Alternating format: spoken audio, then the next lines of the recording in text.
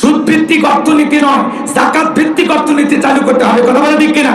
আর যাকাত ভিত্তিক অর্থনীতি চালু করে একটা যাকাত মন্ত্রণালয় চালু করতে হবে। আর এর দায়িত্ব এদেশের বিজ্ঞ ইসলামিক স্কলার, দ্বীনের দায়ী আলেমদের কাঁধে এই যাকাত মন্ত্রণালয়ের দায়িত্ব দেওয়া লাগবে। তো কথা বোঝেন ওই ঘুমসুর ডান্সর বিকাশের টাকাসর ওদেরকে দেওয়া যাবে না। মাননীয় প্রধানমন্ত্রীর দয়ার শরীর করোনা মহামারীর সময় 50 লক্ষ মানুষকে কি দিলেন? 2500 করে টাকা বিকাশে দিলেন। নেতা কি করেছিল? নিজের বইয়ের নামে সিম কিনা তার ভিতরে 2500 টাকা ঢুকেছে। এ কথা কর না কে? নিজের মেয়ের নামে সিম কার্ড কিনে তার ভিতরে টাকা ঢুকেছে। এজন্য আমি আফসোসের সুরে বলি, এদেশের এমন এক শ্রেণীর নেতা এত লোভী, প্রতিটার নামে বরাদ্দ হলে তাও খাবি। এ কথা কর না কে? আপনারা খুব কষ্ট লাগিচ্ছে কথাগুলো শুনতে। হ্যাঁ, মাননীয় প্রধানমন্ত্রী তাই গরিব খাওয়ার জন্য, আর নেতা নিজে খায়।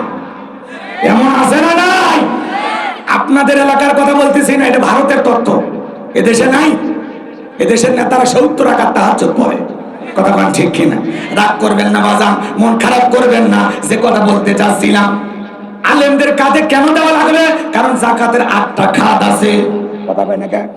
কোন খাতে কোন মানুষ পাবে এটা আলেমেরা ছাড়া সাধারণ মানুষ বুঝবে না। কথা কি বোঝা গেল? ভালো করে বোঝার চেষ্টা করবেন। আলেমেরা এদেশের সমস্ত ধনীদের তালিকা করবে। ইনি ধনী মানুষ, যাকাত আছে 1 কোটি টাকা, কোন মতে 5-10 লাখ টাকা যাকাত দিয়া নিজের যাকাত নিজেই মারিয়া খায়। ইনি ধনী মানুষ, যাকাত আছে 10 লাখ টাকা, 2-3 লাখ টাকা দিয়া নিজের 6 লাখ টাকা যাকাত নিজে মারিয়া খায়। কারণ এদেশের ধনীরা যদি হিসাব নিকাশ করে প্রত্যেক বছর যাকাত দিত, এদেশ অনেক আগে দারিদ্র মুক্ত হয়ে যেত। এদেশের অধিকাংশ ধনীরা হিসাব নিকাশ করে যাকাত দেয় না। এই জন্য আলেমেরা কি করবে? ধনীদের তালিকা করবে আগে। ইনি ধনী মানুষ, এমনি বলতেছি, মন খারাপ করে না ভাই। ব্যাংকে কত আছে? এত টাকা। বালিশের নিচে কত? খাটের নিচে কত? হ্যাঁ, আপনার বইয়ের অ্যাকাউন্টে কত? ছেলের অ্যাকাউন্টে কত? ঠিক আছে, হিসাব নিকাশ করে দেখা গেল 2,75,72,500 টাকা যাকাত দেন। উনি দেবে না, ওনার কাছ থেকে আদায় করা লাগবে। 2 মিনিটে একটা ঘটনা বলে দিয়ে যাই। আল্লাহ নবী মুসা আলাইহিস সালামের নাম আপনারা শুনেছেন, শোনেননি? পয়গম্বর কারুনকে যা বলে, কারুন তোর যাকাত দিতে হবে। কারুন ডেকে বলে, মুসা নবী আমি যাকাত দিতে পারবো না। আল্লাহর পয়গম্বর ডেকে বলে, কারুন রে যাকাত না দিলে যাকাত আদায় করা হবে। আল্লাহু আকবার বলবেন না? এই কথা যখন বলেছেন, মুসা নবীর মাথার টুপি ভেদ করে চুল খাড়া হয়ে গেছে। আল্লাহু আকবার বলেন। তাহলে রাখছে না রাগেনি? মুসা নবী রেগে গেলে মাথার টুপি ভেদ করে চুল খারাপ হয়ে আছে। আল্লাহু আকবার বলে। নবী মুসার রাগ কম না বেশি? যে নবী রেগে গেলে খুশি কীর্তিক দুনিয়া থেকে বিদায় করে দেয়। আল্লাহু আকবার বলেন। সেই নবী যখন রাগ দেখাইছেন, কারণ তখন ডেকে বলে, মুসা রাগ করার দরকার নেই, যাকাত কত দিতে হবে আমাকে একটু বলেন। পয়গম্বর ডেকে বলে, দিতে হবে 2.5%। কারণ ডেকে বলে, আমাকে একটু সময় দেন, হিসাব নিকাশ করে দেখি কত টাকা যাকাত দেবে। আল্লাহর পয়গম্বর চলে গেলেন। এই কারণকে আল্লাহ পাক এত সম্পদ দিয়েছিল, 70টা উট লাগতো চাবি বহন করতে। চাবি যদি এত হয় তালা কত, আর তালা যদি এত হয় সিন্ধুকে মাল কত, ছোট মাথায় ধরবে না। কথা কয় না? এইবার কারণ হিসাব নিকাশ করে দেখে বাজার এত পরিমাণে যাকাতের টাকা আছে, কয়েক হাজার কর্মচারী দিয়া দিনের পর দিন রাতের পর রাত যাকাতের টাকা দিলেও যাকাত দিয়া শেষ হবে না। এমনি তো কৃপণ পায়ে স্যান্ডেল দেয় না, ক্ষয় যাবে বলে। ভালো করে বুঝবেন, গায়ে জামা পরে না ছিঁড়ে যাবে বলে কৃপণ আছে না নাই? জোরে বলেন আছে না নাই? এত বড় কৃপণ এত পরিমাণে যাকাত দিতে পারবে না। সে কি করলো জানেন? এলাকায় একটা 2 নাম্বার মহিলা ছিল, নাম হলো সবদা। এই সবদা নামের পতিতার কাছে যা বলে, সবদা রে 2 বস্তা টাকা তোরে দেবো, অ্যাডভান্স হিসাবে 1 বস্তা টাকা আজকে দিয়ে দিলাম, আর সাক্ষী দেওয়ার পরে আগামী কালকে আর 1 বস্তা টাকা দেবো।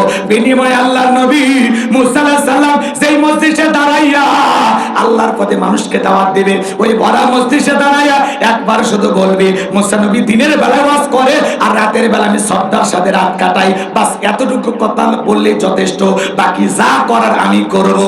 যেহেতু 2 নাম্বার মহিলা রাজি হয়ে গেল, পরের দিন সকালবেলা আল্লাহর পয়গম্বর মুসা আলাইহিস সালাম হাজার হাজার জনতার সামনে আল্লাহর পথে দাওয়াত দিতেছেন, তাওহীদের কথা বলতেছেন, রিসালাতের কথা বলতেছেন। আল্লাহর পয়গম্বর মুসা আলাইহিস সালামের আলোচনা শোনার পর সবদার পাশান্বিত হয়ে গইলা চোখ দিয়া পানি ঝরতেছে। এবার কারণ ইশারা দিয়ে বলে, তাড়াতাড়ি দাঁড়া। বলেন আর একটু শুনুন, না শুনতে দেওয়া যাবে না।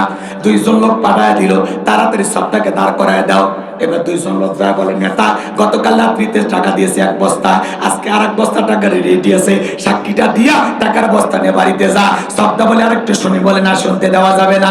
দুইজন 2 হাত ধরে সবটাকে জোর করে দাঁড় করে দিলেন। যখন কারণে লাভ মেরে দাঁড়ায় বলে, মুসার ওয়াজ বন্ধ কর, টাকা দেয়া। 2 নাম্বার মহিলা দাঁড়াইছে। মহিলাটা 2 নাম্বার না 1 নাম্বার মুসা নবী কি জানে? রতনে রতন সেনে। কথা বলেন, বিরক্ত হচ্ছেন আপনারা? ডাইরেক্ট বলতেছে, ও নবী মুসা ওয়াজ বন্ধ করো। আজ যখন আলেম ওলামা হক কথা বলে, সুদের কথা বলে, ঘুষের কথা বলে, জিহাদের কথা বলে, আল্লাহর জমিনে আল্লাহর জমিনে আল্লাহর দ্বীনকে প্রতিষ্ঠিত করতে হবে, কর্মের সমাজ কায়েম করার কথা বলে, তাদেরকেও টার্গেট করে বলে, হুজুর আপনার ওয়াজ বন্ধ করেন, আপনার ওয়াজ লাইন ছাড়া, হুজুরের ওয়াজ লাইন ছাড়া না, তোমার জীবন লাইন ছাড়া, তুমি একটা তার ছেড়া। কথা বলেন, আজকে মসজিদে দাঁড়াইয়া সুদের কথা বলা যায় না।